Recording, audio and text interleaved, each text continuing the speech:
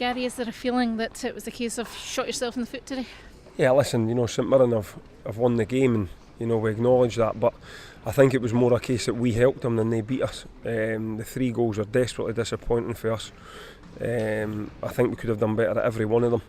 Individuals, we've spoke about that, and we'll watch it again and we'll go through it, but I've let the players know the individuals that I feel are to blame for the goals, because I think 3 goals were avoidable. And just there, the Alba have been good enough to let me see the stats, and that we've actually came here and had 9 shots on target to St Mirren's 4. Yet we've lost the game 3-1, so that sort of tells you that we're creating chances, but you can create as many chances as you want. If you don't defend properly, you're not going to win games, and goals don't lie. And in the last 3 games we've conceded 7 goals, and you can't always be trying to score 3 and 4 goals to win a game, and that it's all over the team. We need to improve our defending, but today I think I could highlight certain individuals made mistakes for the goals, and they need to be told and they need to learn for that. There was, as you say, there wasn't really much in between the teams today. No, looking there, the possession was, I think, 51-49 to St Mirren. We had as many chances as I would expect to get at St Mirren. I don't think we underperformed in terms of that, but I think we were underperformed in how easy we were for St Mirren to get at us. I thought in first half we had to change it at half time a little bit. It didn't work what we tried in the first half. I hold my hands up to that. That's where I can take the responsibility for putting the team out, and I've spoke to the players about that. And at 3-0, they keep going, so people will say, well, they deserve a bit of praise because they kept going. Me being an ex-player, I think it's easy to start playing at 3-0. That's how we should have been playing after the first 10 minutes. But it's the same as last week. We started well for the first 10 or 15 minutes, 10, 12 minutes, started well. Dels had a goal disallowed, very similar to last week. And then by 25 minutes, we find ourselves 2-0 down. And it's something that we spoke about as a group, that if you have a setback, whether that's a goal against, a player sent off, any sort of setback, you have to stay together as a group and remain in the game. When you lose one and then lose a second within a matter of minutes, it's very difficult to recover, especially at a place like this where they've got a good record and the fans get behind them. But as I say, I thought we had started the game quite well. I think we had a header, a goal disallowed, bit frustrating really, and it needs to be fixed. We need to get to we need to fix the goals against. 2 goals in the space of 3 minutes, so it's always hard to get, and then obviously the third one was a real killer. Yeah, and it was the same last week though, so that's what I'm saying to you, that isn't a coincidence. That's something we need to work on, that if you lose a goal, or you're going to have setbacks in football, you've got to react to them, and now we're not reacting. When a team's getting one, we should be saying, right, for the next 10 or 15 minutes, let's batten down the hatches, make sure that we stay in the game.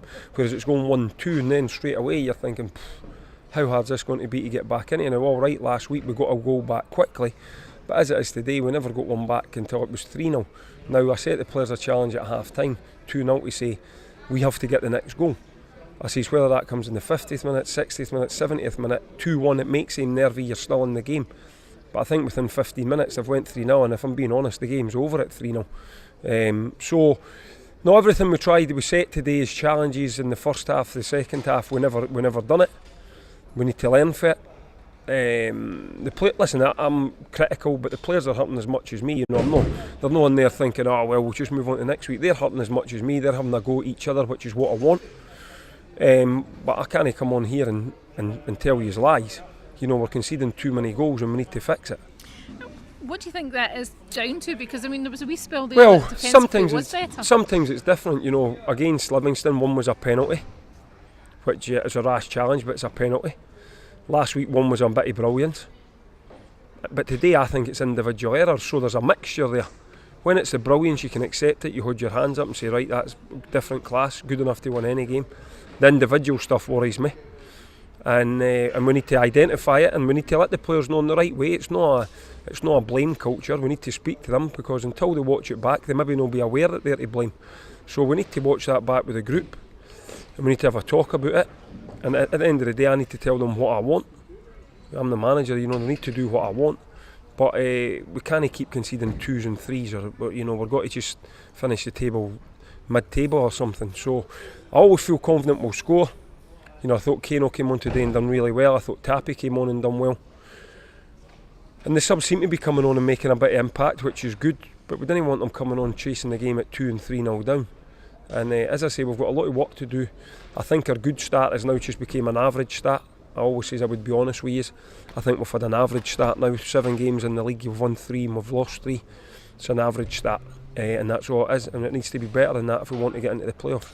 And obviously it's another tough one next week away to Inverness. The thing is, they're all tough, but I know what you mean. You know, Inverness, it's a travelling. They're looking for their first. They're looking to try and get back on track. You know, they find themselves 6 points behind us.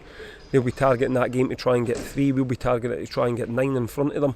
We need to try and get a 1 to get back in amongst the playoffs. You know, I think we've slipped into 6, albeit you're only 2 points behind 4th or something. But you can't keep. I spoke to you about this before, having these runs of 4 and 5 games without a win. Just now we're 3 games without a win, 2 losses on the bounce, and we need to try and fix that. And it may be that we need to pick players that we know are going to be able to go on and dig us out a result. So a lot for me to think about. But yeah, we have got a tough 2 games in the league coming up, Inverness and then Dunfermline, who are flying.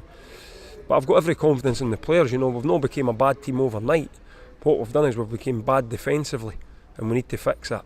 And as you said, you know, you touched on it last week, you've touched on it there just now, you want to get that. No, I don't, and I don't want to repeat myself, because then if we don't win next week, everybody goes, oh, and I'm sort of giving people ammunition to use against us. I'm not trying to do that. I'm just trying to be honest with you, to say, you know, that we in this league, I feel if you go maybe 2 or 3 times in the season, you're losing 3 or 4 in the bounce, it's going to be extremely difficult for you to get into the top places. And you know, as I say, results wise, it's been a disappointing 2 weeks for us. The performance last week was fine. It was just a bad result, a moment of brilliance, as I say, and two good saves for the goalie. Today, you know, I can't say that. I've got to say that our defending wasn't good enough to enable us to get something for the game, and we need to sort it. We need to sort it quickly.